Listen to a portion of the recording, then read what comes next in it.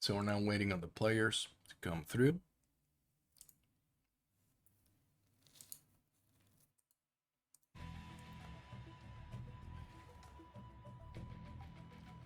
Thank you, Masuchi, for the follow a few minutes ago. Thank you very much for that follow. Oh, bracket is... I didn't update it again. Sorry, mate. So the bracket is... let me give you the link. It's not going to be fully updated because I'm casting and I'm going to update it later, but here you go. So here we are on game number 1 between TheoRy here at the bottom as our blue Infernal versus his opponent Nox on the top playing as the red Infernals for the Alpha Navigators Cup Americas 9. So the first time for the first tank of the first season, and we're following the champion Nox. I'm pretty sure, hey Just Under Gaming, thank you. Nox, I'm pretty sure, is from the United States. Let me double check that real quick. I can tell you in a second where he resides, at least. We'll see. Canada. So we have a Canadian player here on the semifinals going up against TheoRy. And he's opening with a Conclave and an Unvolt. It's actually very interesting that today, when playing on the EMEA side of TANC, on the EMEA bracket, TheoRy was feeling a little bit shaky on his Jagged Maw. He was having a little bit of trouble closing out the games there on Jagged Maw, which has historically been a good map for him. And he might actually lose again if this is a Snogstar classic that Nox is pulling out here.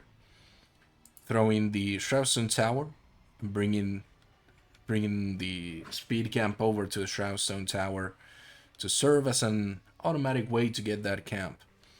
It's also happening here with the 2 Fiends that are going to be scouting if there is some siege camp shenanigans. They're going to find a Gaunt, quickly kill it, and they'll figure out that there is something going here as well with the Shroudstone Tower. This is going to be an opportunity for TheoRy to adapt, and we'll have to see what adaptations he makes. He did one earlier today by contesting his opponent much earlier than before. But now Nox is doing a pretty similar follow-up, getting the Vision Camp, confirming the suspicions as quickly as possible, and then advancing through it. So we'll see what happens with it.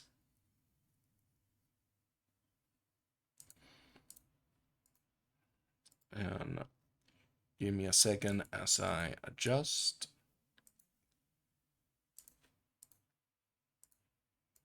Something real quick. Apologies, this is what happens when you're an admin at the same time. There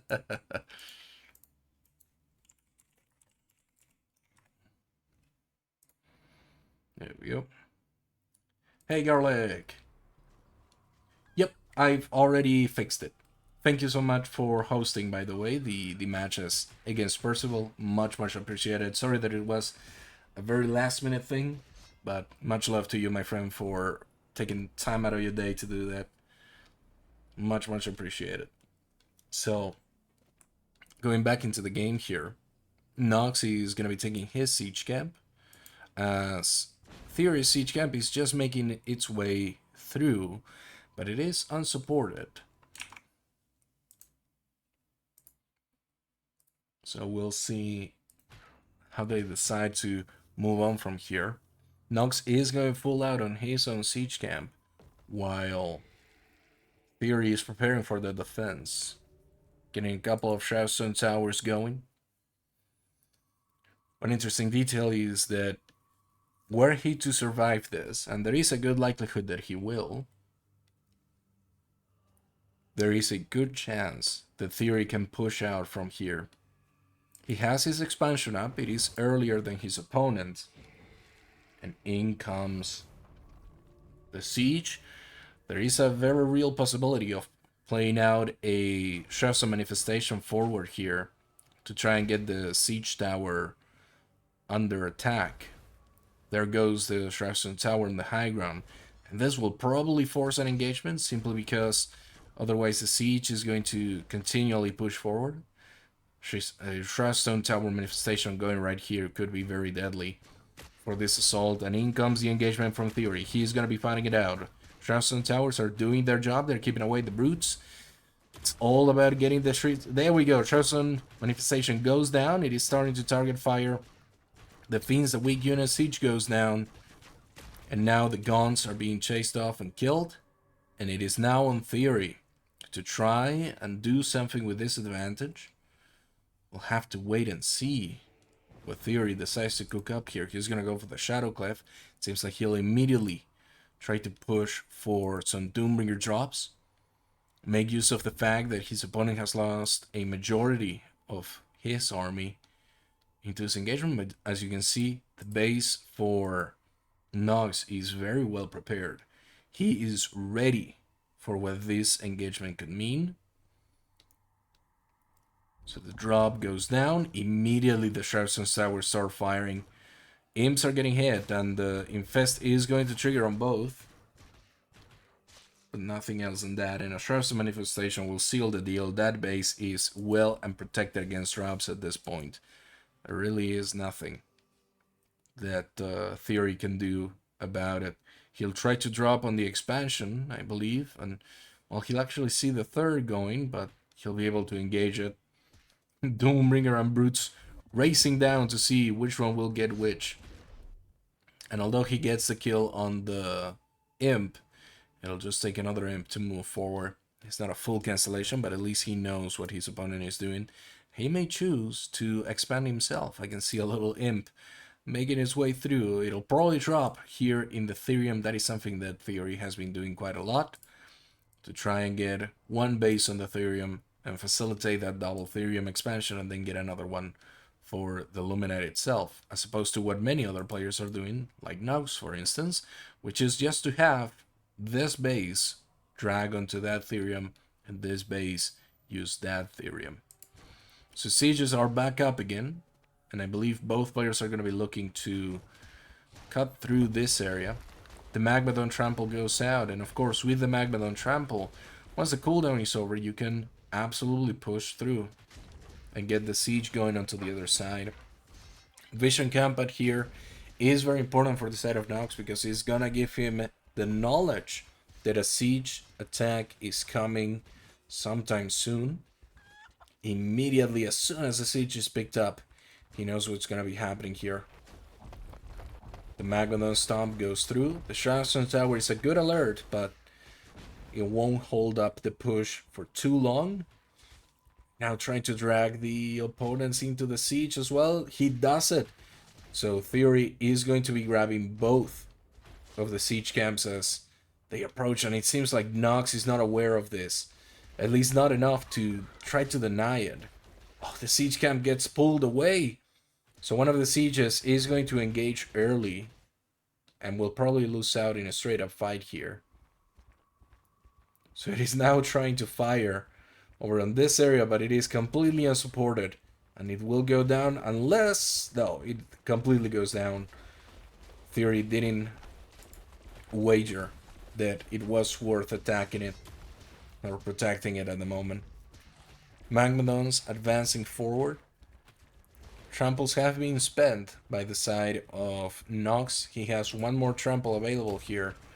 Will he try to use it? He does, pushing forward here into the guns and into the siege. The siege will go down, but without a Magmadon to continue to stomp here, it seems like TheoRy will have a better time against the Brutes. However, the Brutes can split, and if they get a good surround onto the Gaunts, that would be trouble, but they won't. Still on 2 Luminite vases, our friend TheoRy, he will probably want to expand either into the double Luminite down here, or try to get the 4th over on this side, and I believe we're just spawning this 4th base, getting up and ready. and more Doombringer drops happening. He sees that there is the full side here, and I was kind of surprised that the Shaston Towers were not shooting. That looked very much in range, but they were not shooting at the target, and Nox is desperately trying to move his imps in such a way that a Magmadon drop with a couple of guns is not going to be able to kill it. But all of these meat farms, this could be very bad if they all get infested, and now they are fiends. This army is now pushing into the Luminite line, but it's not gonna be enough. The fiends are gonna probably destroy one of the towers. No, towers are bugged now, so they had to attack manually. Nah, it was the Doombringer, I think. Oof. So the recall happened back onto the expansion, I believe. And now expanding yet again into this area. Actually going with 5 Shroud Stones for this area of the map. We have a clock ticking of about 2 minutes. A little under 2 minutes. A minute and a half, more likely. For the siege camps. Another drop here happening, but between the Shroud Stone manifestations and the few units that were already here, that Doombringer goes down. And now another wave of attack. But if it waits for 30 seconds, it could be quite dangerous. And indeed, Mixu beat Percival. He was able to overcome the Vanguard winner of APAC, our Finnish player, playing in gamer hours.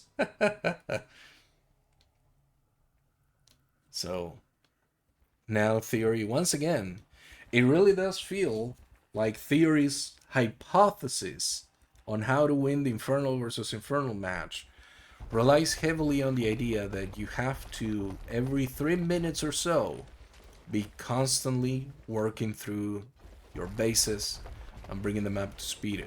Great big divide open here for the side of TheoRy. He wants the middle of the map wide open for a big fight, and I don't blame him. His opponent has taken the double Luminite line, so he has met somebody who's more than willing to take as many bases as TheoRy takes in a normal game, and he's now going for the siege. What will his opponent do? Well, at the moment you stand around, this other siege camp has refreshed, as well as the resource camp. So there is an opportunity here for a lot of damage to be on the field. The siege will just go through unprotected. It seems like TheoRy was okay with this loss. But what is TheoRy planning now? Hellborns are out in the field as well. His opponent is going to go for a siege camp himself. No double Luminite expansion for the side of TheoRy yet. But he'll definitely start to think about it, I think. It is only a matter of time before your main base gets completely destroyed and run down of resources. But the question is, will Nox push on here with a siege? No, he's content to let it go in its merry way. It is simply a threat that doesn't need to be happening right now. Hellborns are going to target it and immediately will get deleted. But what is TheoRy cooking here? Another Magmadon Stomp to open his expansion up. He wants his units to be able to go from one side to the other much more freely than before. And now both players have completely overtaken their side of the map. So an engagement is quickly due to happen between the two armies to determine the actual winner. TheoRy will see that there is a little bit of creeping going onto the center of the map.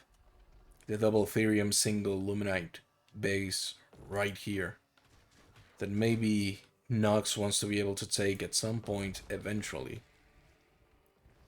In the meantime, more Shroudstone towers going down, creating a defensive wave. A trench warfare-esque Shroudstone line. And now Inflame Imp seems to be at play.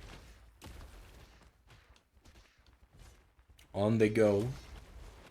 Will this be a decisive explosion? No. It gets a handful of them, but not too many. The guns are up front, and they're gonna die first. The Hellborns on the back do have a good amount of sustainability if they stay back, but not a ton. And the fight keeps going along, staggering.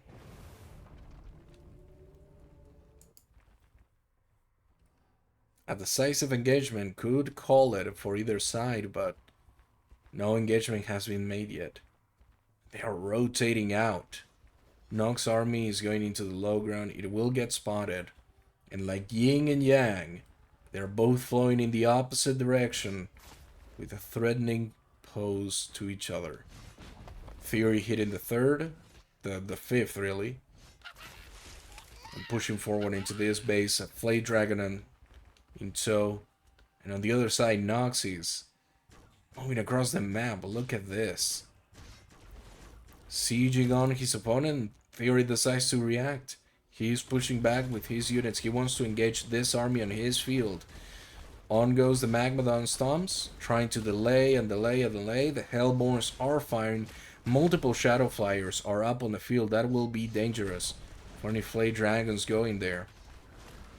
And the Flay Dragon of TheoRy getting a good amount of attack with those infests. Look at the spread on the Shadow Flyers to make sure that whatever other Shadow Flyer or Flay Dragon is there is not there, but Nox GG's out. I think he could have maybe fight it on for a little while, but that engagement proved quite unlucky with the Flay Dragons and that many Hellborns up in the sky. Definitely not what you wanted to see at that point. And we'll have game number 1 go to the side of TheoRy. Let's go ahead and update that for ourselves, and then I'll preemptively change the names of the players on the UI. And we'll see where we go next. We're gonna go to Secluded Grove next. So I hope you're all ready for some Secluded Grove action.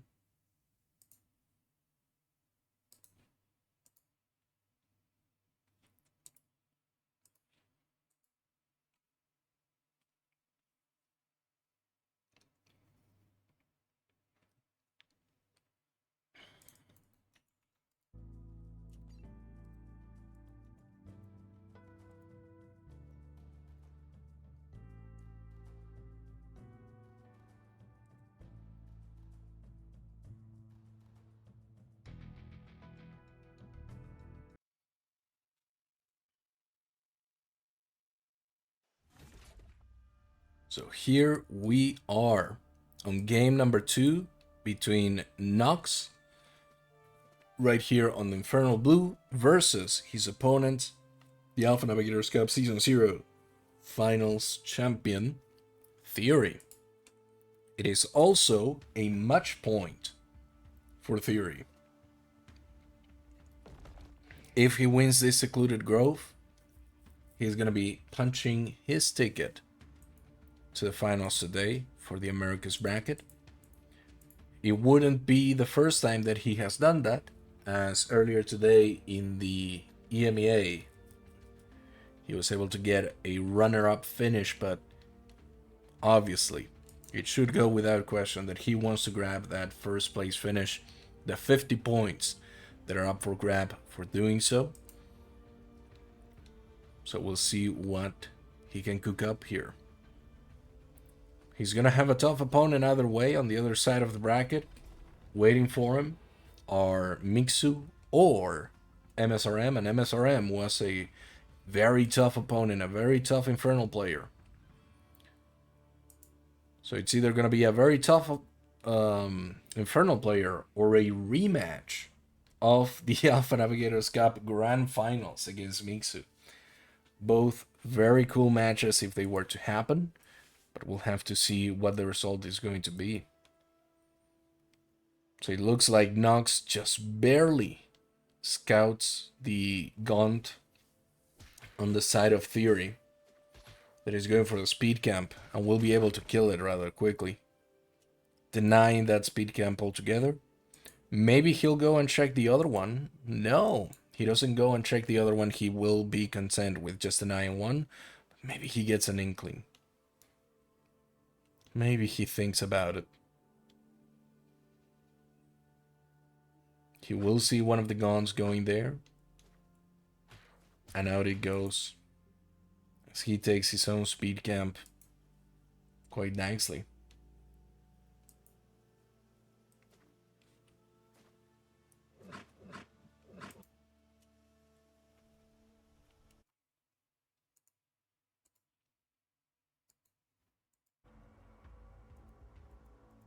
Nope. Hopefully they don't see that.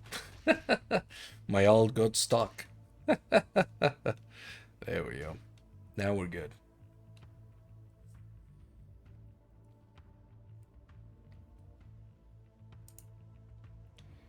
So now finally TheoRy feels confident enough to take the speed camp that he was not able to earlier in the match, but the vision camp will be made in the shape of Nox. And he'll unfortunately see the gods moving through to the other side, and he'll feel like, hey, perhaps my opponent is attacking the speed camp. This could be a good engagement for TheoRy, but he'll have to micro it almost perfectly here. Gets the Fiend kills.